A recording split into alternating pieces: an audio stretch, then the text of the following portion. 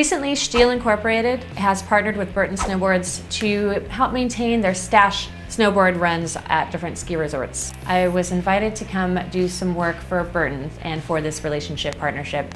I've been to Vermont twice, in February, the dead of winter.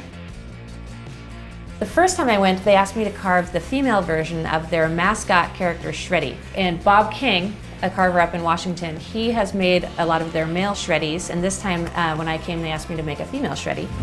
I used some maple, and there was a maple tree that fell down naturally at their STIHL or at Killington Park, and they asked me to turn that into artwork to give it a new life.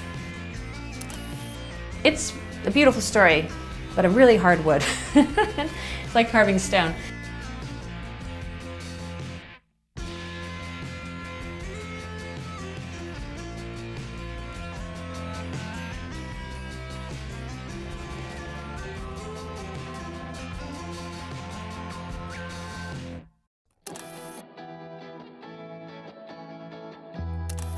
And then I went back again in June. It was Father's Day weekend. Burton was having this big sale at their headquarters in Burlington. And STIHL Incorporated was there showing some of their tools and everything and asked me to come do some demonstrations with the equipment. This is how you finish a job. You hand off the torch to Mark and you drink a beer. They had me carve 2 benches, Shreddie feet benches, so they were like half logs with like little feet. Today's progress, a bunch of Shreddie legs to make the legs of these benches. Thanks. How am I doing? It's great, I love it.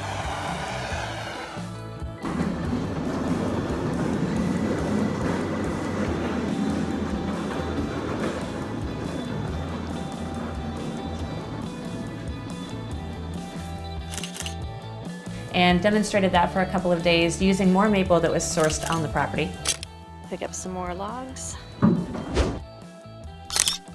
These are going to be used to develop this sort of like nature trail at the headquarters. They're really doing some work there to make it a lot more of a social space where people can come.